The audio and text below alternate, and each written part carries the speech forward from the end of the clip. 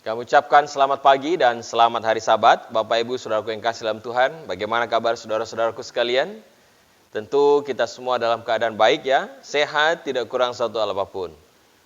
Kami di Lumajang juga dalam keadaan baik, tidak kurang satu hal apapun, dan terima kasih oleh karena kita masih saling mendoakan satu sama lain. Sabat Tuhan yang kudus dan diberkati ini, kita bersyukur masih diperkenankan untuk boleh menyembah nama Tuhan. Dan teristimewa, kita patut bersyukur karena satu sabat kita sudah lebih dekat kepada kedatangan Tuhan. Sabat Tuhan yang kudus dan diberkati, sabat pagi ini saya rindu untuk membagikan pekabaran firman Tuhan tentang bagaimana mengikut Kristus. Sebelumnya, mari kita tunduk kepala sejenak dan kita akan berdoa. Allah kekal, Bapa kami yang di sorga, terpujilah nama-Mu.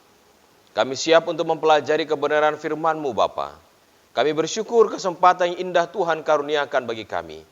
Biarlah kiranya Roh Kudus Tuhan menuntun kami agar kami dapat memahami pekabaran kebenaran ini, dan tolong kami untuk dapat menghidupkannya di dalam kehidupan kami.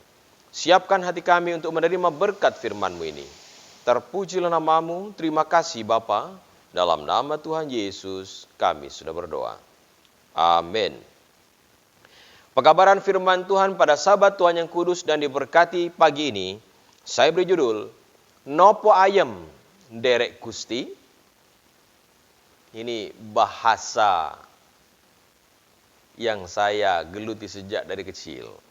Ini adalah bahasa Jawa. Nopo Ayem Derek Gusti. Apakah senang ikut Tuhan? Saya percaya saudara dan saya, semua kita pasti langsung menjawab pertanyaan ini dengan satu jawaban, ya. Tapi marilah kita coba untuk mendengarkan pekabaran firman Tuhan ini, dan biarlah kita introspeksi diri. Benarkah saya mengikut Kristus karena ada sesuatu yang diberikan? Ataukah benar saya mengikut Kristus, senang mengikut Kristus, adem ayem derek Gusti, walau apapun yang terjadi? Tentu saudaraku tahu satu langgam Jawa yang bunyinya seperti ini. Sajeke aku nderek Gusti, uripku tansah diberkati. Refnya, atiku ayam tentrem, atiku ayam tentrem. Betulkah bahwa saudara dan saya derek Gusti Yesus betul-betul ayam tentrem? Di dalam buku Lagu Sion edisi lengkap nomor 435 dengan judul Jalan serta Yesus selalu sejahtera. Benarkah jalan serta Yesus selalu sejahtera? Di lagu tersebut dikatakan, jalan serta Yesus selamanya senang. Saudaraku yang kasih, kita dihadapkan dengan dunia nyata. Kalau lagu tadi memberikan kita sebuah pemahaman bahwa saat kita nderek Gusti Yesus, kita ikut Yesus Kristus, bukan ikut Advent. Kita tidak ikut Advent, kita ikut Yesus Kristus. Benarkah bahwa hati kita akan selalu senang? Benarkah apakah dengan mengikut Yesus, maka kita akan selalu bergembira dalam situasi apapun? Namanya orang senang, saudara. Biasanya senangnya itu karena diuntungkan. Tidak ada orang yang rugi dia senang.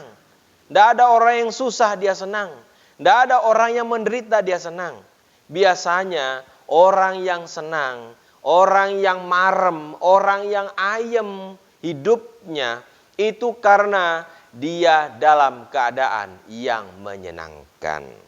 Nah, nopo leres panjenengan saestu ayem derek Gusti.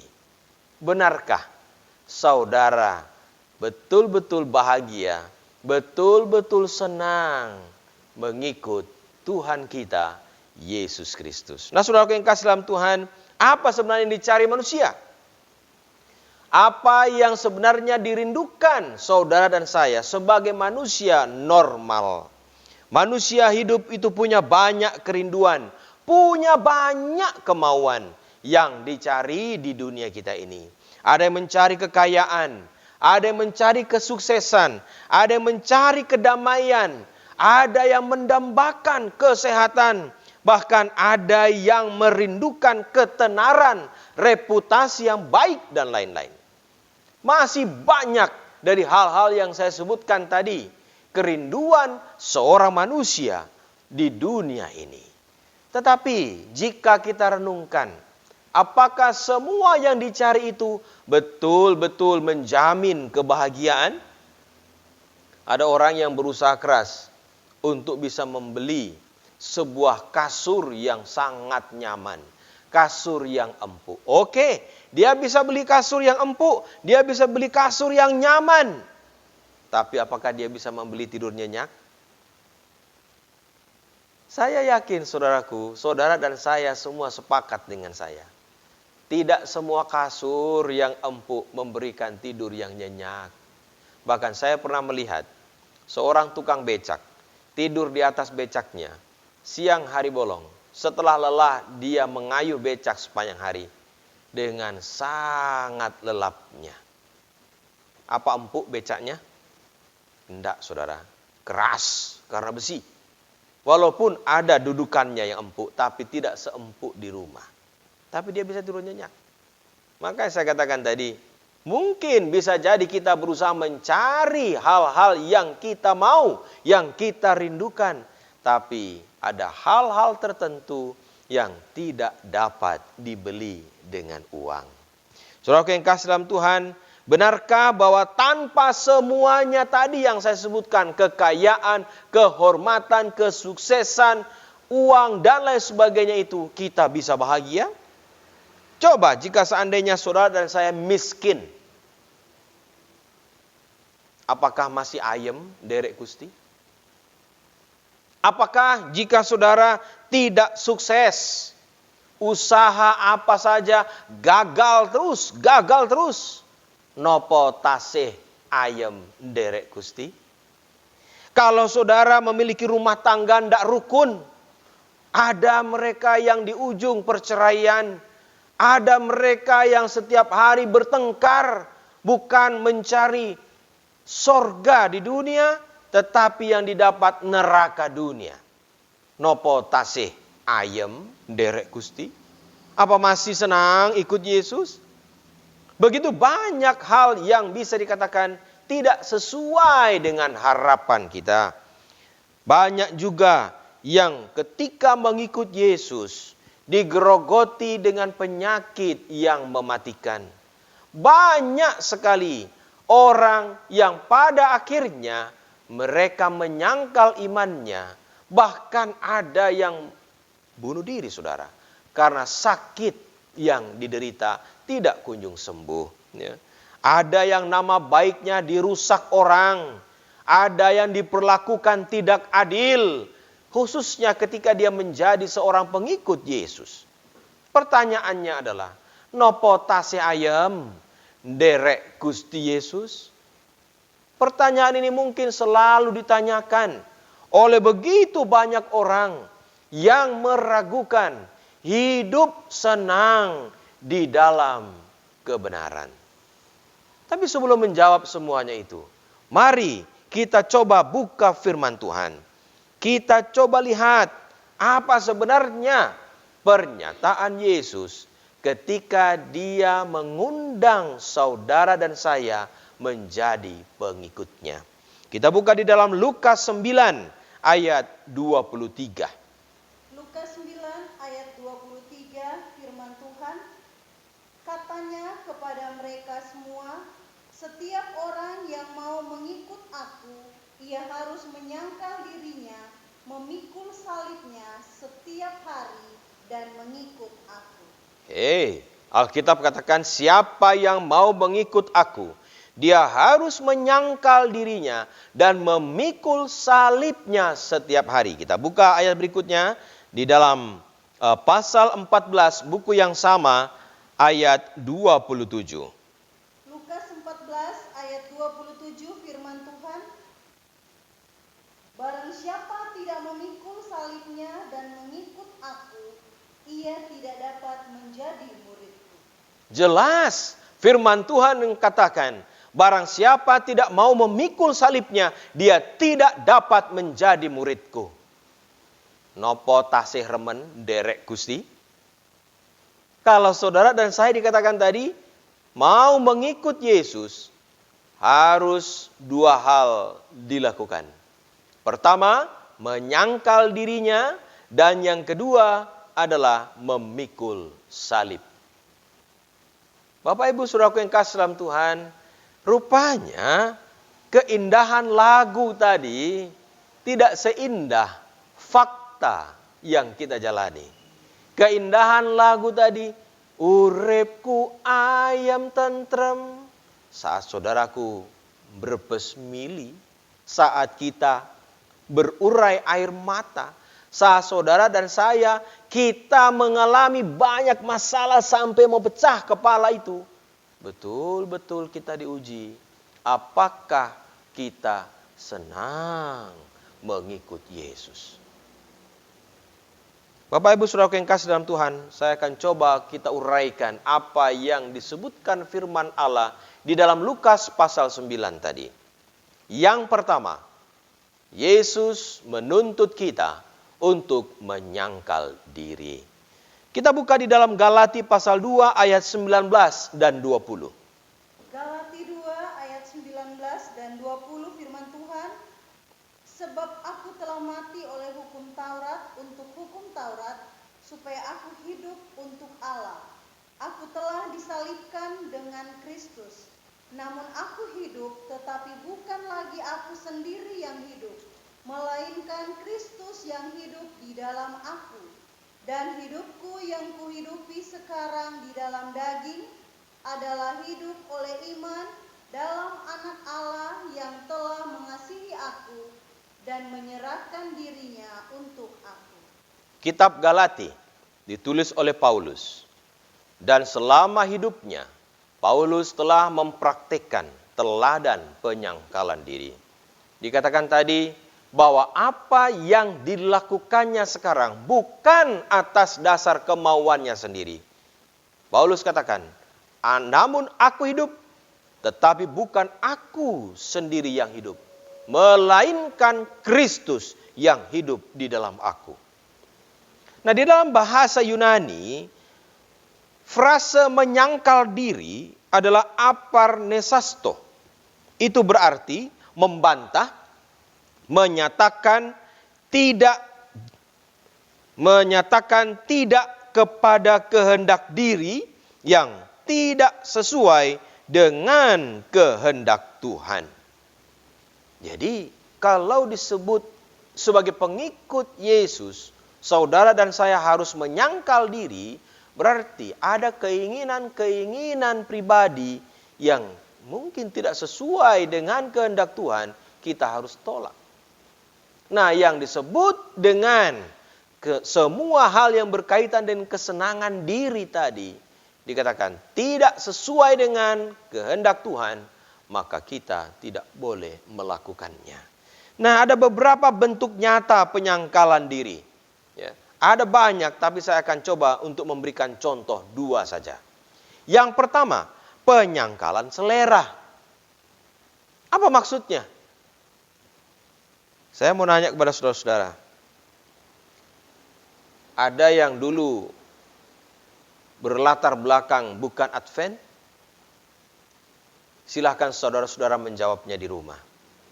Barangkali saudaraku pernah merasakan apa yang disebut dengan binatang haram. Contohnya udang. Udang enak? Cumi-cumi? Enak? Kepiting? Enak? Binatang-binatang yang haram, yang dilarang oleh firman Tuhan, yang mungkin saudaraku sudah pernah merasakannya. Enak? Saat saudaraku mengikut Yesus, kita harus menyangkal diri. Bukan setelah mengikut Kristus, udang menjadi tidak enak. Bukan setelah kita menjadi pengikut Kristus, cumi, kepiting, mungkin B2 menjadi tidak enak. Sama enaknya. Udang tetap enak, cumi tetap enak, kepiting tetap enak, tapi kita menolak untuk memakannya. Kenapa? Karena saya hidup bukan untuk diri saya lagi, tetapi untuk Kristus. Kita buka di dalam Imamat 11 ayat 44. Imamat 11 ayat 44 firman Tuhan, sebab akulah Tuhan Allahmu, maka haruslah kamu menguduskan dirimu dan haruslah kamu kudus, sebab aku ini kudus. Dan janganlah kamu menajiskan dirimu dengan setiap binatang yang mengeriak dan merayap di atas bumi. Firman Tuhan dengan jelas katakan bahwa saudara dan saya adalah umat Allah yang kudus. Itulah sebabnya demi kasih Kristus di dalam diri kita, maka kita tidak lagi menjamah yang haram tadi. Inilah bentuk penyangkalan diri yang nyata. Walaupun udang tidak kehilangan rasanya yang katanya tadi enak, saudara dan saya mau menyangkal diri bersama dengan umat Tuhan yang lain. Karena firman Allah katakan, jangan kamu memakannya. Nah, penyangkalan diri yang kedua, contoh saja ya, disebut dengan penyangkalan dari balas dendam dan pembalasan. Mari kita lihat apa yang sebenarnya dimaksudkan. Saya mau nanya kepada saudara-saudara, kalau saudara-saudara dipukul, mau balas enggak? Barangkali orang katakan, oh enggak pendeta, kita kan umat Tuhan. Bagus. Tapi ada yang katakan, oh mesti balas. Siapa berani pukul? Siapa berani sontong? Siapa berani pegang? Satu kali, balas 2 kali, baru impas. Itu kan yang dipikirkan dunia. Kalau dipukul dengan kata-kata, mau balas tidak? Kalau secara fisik dikatakan tadi, bisa jadi kita masih berkutat untuk membalasnya. Tapi kalau dipukul dengan kata-kata, pernah dikata-katain? Pernah dipukul dengan kata-kata? Saudara dan saya mungkin pernah mengalaminya, bukan? Dihina, dilecehkan, diperlakukan seenaknya, atau tidak adil. Balas tidak. Apakah kita mau mengatakan seperti Yesus? Biarlah Allah yang membalasnya. Siapa yang bisa tidur nyenyak setelah diperlakukan seperti tadi? Ayam tentrem enggak? Sakit hati apa enggak? Lah, ini yang disebut dengan penyangkalan dari pembalasan dendam. Banyak umat-umat Tuhan yang mengalami hal-hal yang menyakitkan hati. Dikatakan tadi bahwa Tuhan mengajarkan kita, kalau kamu dipukul pipi kananmu, berikan juga pipi kirimu. Apakah ada di antara kita yang ditampar pipinya lalu katakan, nah napas sebelah boleh pukul juga? Inilah penyangkalan diri, saudara. Saat saudara dan saya menjadi pengikut Kristus, kita diperhadapkan kepada situasi di mana kita harus menentukan keputusan. Bagaimana saudara dan saya mencerminkan karakter Kristus? Karena saudara dan saya dipanggil untuk menjadi berkat, bukan untuk memberikan kutuk. Kita buka di dalam Roma 12 ayat yang ke-19. Roma 12 ayat yang ke-19 firman Tuhan, saudara-saudaraku yang kekasih, janganlah kamu sendiri menuntut pembalasan, tetapi berilah tempat kepada murka Allah. Sebab ada tertulis, pembalasan itu adalah hakku. Akulah yang akan menuntut pembalasan, firman Tuhan. Lihat apa yang dikatakan firman Tuhan. Saudara-saudaraku, jangan kamu sendiri menuntut balas. Tuhan memberikan amaran kepada setiap umatnya agar menyerahkan segala hal yang dialami tadi. Sakit hati, dikecewakan, difitnah, dihina, dan lain sebagainya, menyerahkannya kepada Allah yang menghakimi dengan adil. Jangan menuntut balas, Tuhan bilang. Ini penyangkalan. Kalau seandainya saudaraku dipukul, Tuhan bilang jangan balas. Walaupun saudaraku tahu taekwondo, walaupun saudara tahu karate, walaupun saudaraku tahu kungfu, silat, Tuhan bilang no, jangan. Bisa tidak ya? Saat kita punya kemampuan, bisa pukul orang, tapi Tuhan katakan no, jangan kamu balas. Itu yang sulit, bukan? Kalau saudaraku tidak punya kemampuan karate, dipukul orang, mungsret tidak apa-apa karena takut. Tapi saat saudaraku punya kemampuan, saat saudara punya ilmu yang disebutkan tadi, lalu diuji, dipukul orang, kita bisa saja memberikan pembalasan. Bisa, karena kita sanggup. Tapi Tuhan bilang, jangan. Tuhan katakan, serahkan kepadaku. Karena akulah yang akan menuntut pembalasan. Nopo tase ayam derek Gusti? Nopo leres panjenengan saestu ayam derek Gusti? Walaupun dihina tidak mau balas, walaupun dilecehkan tapi saudaraku tetap senyum. Inilah panggilan Tuhan kepada kita. Yeremia 11 ayat 20. Yeremia 11 ayat 20 firman Tuhan, tetapi Tuhan semesta alam yang menghakimi dengan adil, yang menguji batin dan hati, biarlah aku melihat pembalasanmu terhadap mereka, sebab kepadamulah kuserahkan perkara. Tuhan Maha Adil. Barangkali ada di antara saudara yang merasakan ketidakadilan.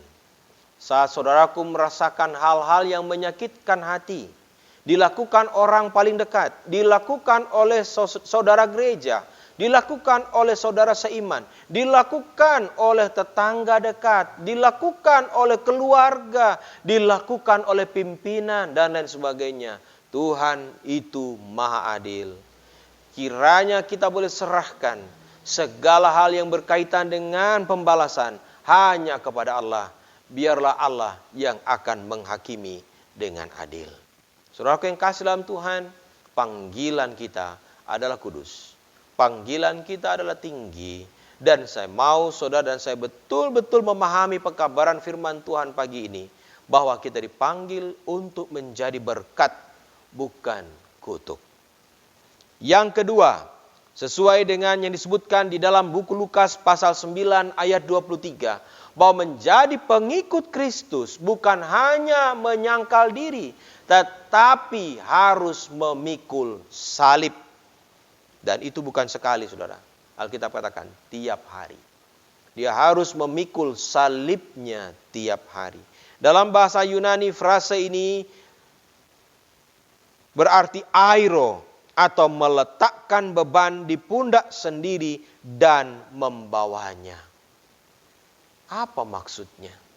Salib itu adalah lambang penderitaan, lambang kesakitan, lambang ejekan, bahkan kematian. Saudaraku perhatikan frase memikul salib tadi. Dikatakan, saudara jika mau mengikut Kristus, kita harus memikul salibnya. Dikatakan tadi memikul salibnya tiap hari. Ini berarti saudara tidak memikul salib Kristus. Yang dipikul itu adalah salib kita masing-masing.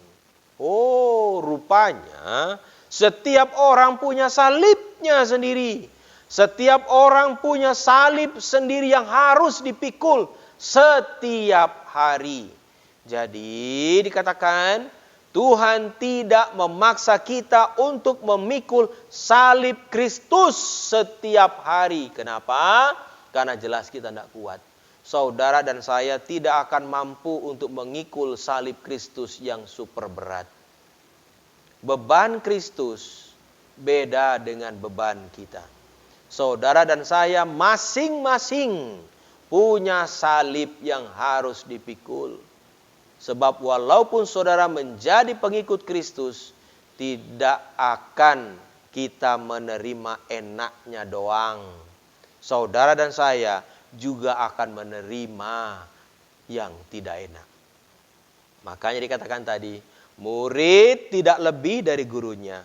Kalau gurunya harus memikul salib, kok murid enak ndak mau mikul salib. Murid pun harus mikul salib. Dan Tuhan sudah ukur besarnya salib setiap orang. Ya, saudaraku, masing-masing orang punya salibnya sendiri. Dan ada dua hal penting tentang salib ini. Yang pertama adalah salib pencobaan hidup. Ini yang harus dipikul. Yaitu di dalam 1 Korintus 10 ayat 13 kita lihat. 1 Korintus 10 ayat 13 firman Tuhan, pencobaan-pencobaan yang kamu alami ialah pencobaan-pencobaan biasa yang tidak melebihi kekuatan manusia. Sebab Allah setia dan karena itu Ia tidak akan membiarkan kamu dicobai melampaui kekuatanmu. Pada waktu kamu dicobai, Ia akan memberikan kepadamu jalan keluar, sehingga kamu dapat menanggungnya. Paulus menyebutkan bahwa salib pengorbanan diri atau salib yang pertama yang harus dipikul tadi adalah salib pencobaan. Tuhan katakan setiap orang harus memikul salibnya. Dan salah satu salib yang harus dipikul yaitu kesulitan-kesulitan hidup. Pencobaan yang kamu alami, Tuhan katakan, tidak melebihi kemampuanmu untuk menanggungnya. Saudara dan saya harus mengingat bahwa setiap orang Tuhan sudah timbang. Tuhan sudah berikan kapasitas maksimal. Berapa lama dia bisa atau berapa berat beban yang dia bisa pikul. Kesulitan demi kesulitan setiap orang berbeda. Kesulitan saya beda dengan kesulitan saudara. Kesulitan saudara beda dengan kesulitan orang lain. Ada orang yang mampu diberikan ujian A, tapi orang B belum tentu ujian yang sama dia lulus. Itu sebabnya dikatakan tadi, Tuhan berjanji bahwa Dia tidak akan membiarkan kita. Dia akan memberikan jalan keluar pada waktu kita mendapatkan ujian hidup. Pada waktu kita mendapatkan pencobaan tadi. Sehingga Tuhan bilang, kamu dapat menanggungnya. Saudara yang kasih dalam Tuhan, hidup tidak selamanya flat. Ya. Itu jadi ingat iklan makanan itu ya. Life is never flat. Karena hidup itu tidak selamanya apa? Rata. Tidak selamanya hidup itu mulus, saudara. Ada gelombang, ada naik turun. Saudara dan saya akan hadapi banyak hal. Asal berjalan bersama dengan Tuhan, insya Allah kita akan bisa melewatinya. Yang kedua, salib apa yang kita harus pikul? Di dalam Roma 8 ayat yang ke-13. Roma 8 ayat yang ke-13 firman Tuhan, sebab jika kamu hidup menurut daging, kamu akan mati. Tetapi jika oleh roh kamu mematikan perbuatan-perbuatan tubuhmu, kamu akan hidup. Yang kedua, tentang salib yang harus dipikul adalah salib keinginan diri. Dikatakan tadi, kalau kamu hidup menurut keinginan daging, kamu akan mati.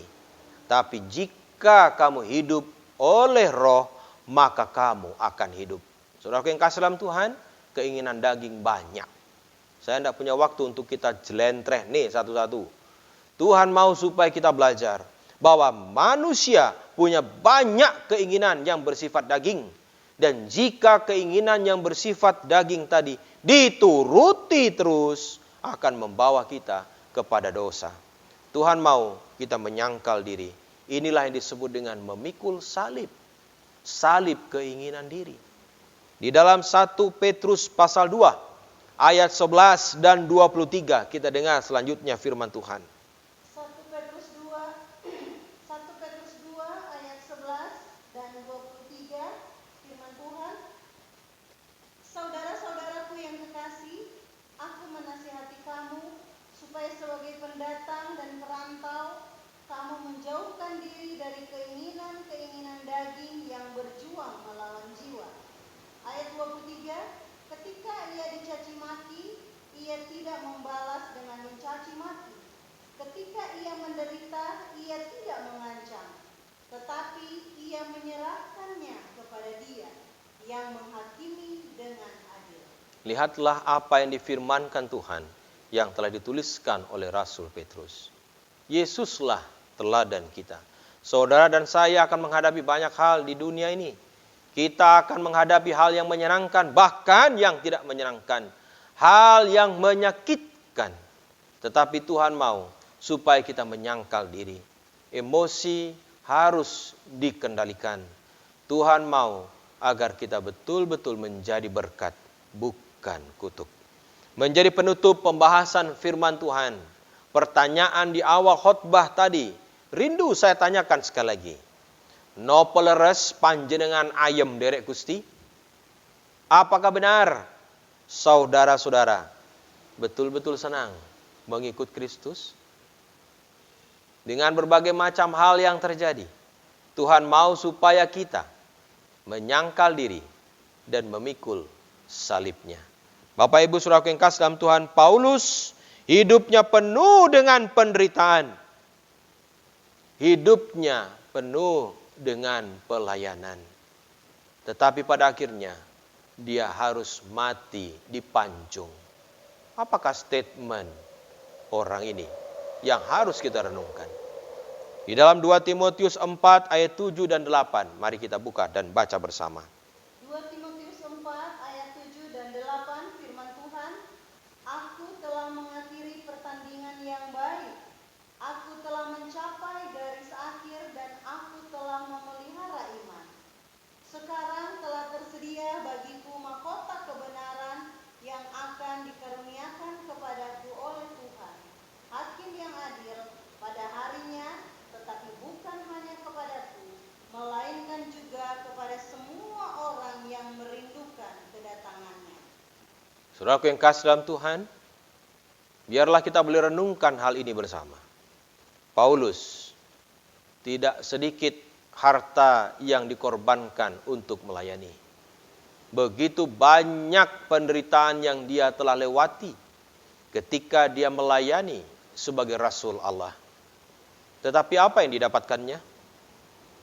Dia pada akhirnya mati dipancung oleh prajurit Roma. Bukanlah satu hal yang menyenangkan endingnya, bukan. Tetapi Paulus memberikan sebuah gambaran tidak mudah menjadi pengikut Kristus. Banyak orang di antara kita yang pada akhirnya menyerah di tengah jalan. Pada akhirnya dia meninggalkan iman dan keyakinannya karena tidak sesuai ekspektasi, tidak sesuai harapan yang katanya mengikut Kristus adem ayem, mengikut Kristus selalu senang, mengikut Kristus selalu sejahtera, dipahami secara fisik, dipahami secara materi, dipahami secara jasmani. Saudara dan saya harus tahu betul apa makna panggilan ini. Yesus memanggil Paulus, dia mati pada akhirnya. Tetapi lihat, dia katakan, Aku telah mengakhiri pertandingan yang baik dan aku telah memelihara iman. Sekarang telah tersedia bagiku mahkota kebenaran yang akan dikaruniakan bukan hanya kepadaku, tetapi juga kepada semua orang yang menantikan kedatangannya. Hidup itu keras. Hidup itu susah. Mungkin ada banyak hal yang tidak sesuai harapan saudara menjadi pengikut Kristus. Tapi jaminan firman Tuhan dengan jelas katakan bahwa saudara dan saya tidak akan pernah menyesal menjadi pengikut Kristus. Amin. Tidak akan pernah kita menyesal menjadi pengikut Kristus.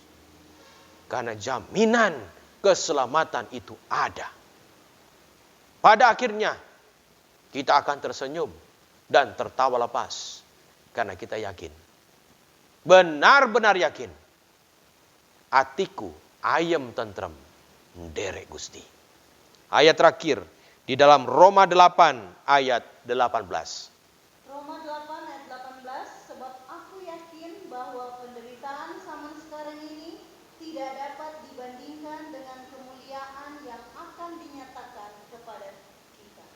Lihat apa yang tahu Paulus tuliskan.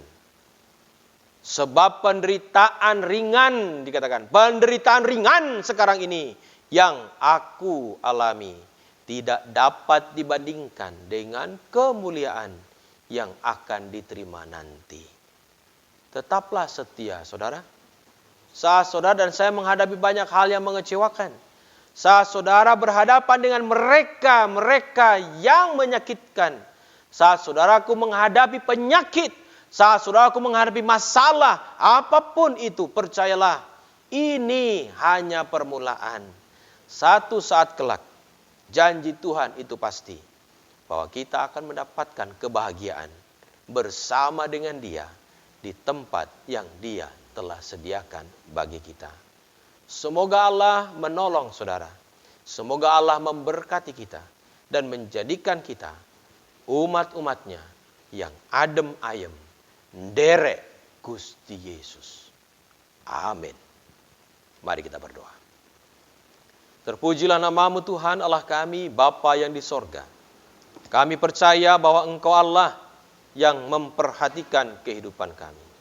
Biarlah Tuhan, kasih-Mu yang akan menolong kami melewati berbagai macam tantangan di dalam hidup ini. Oh Tuhan, biarlah kuasa-Mu yang akan menolong kami agar kami benar-benar dapat menikmati hidup ini dengan berbagai penderitaan yang ada.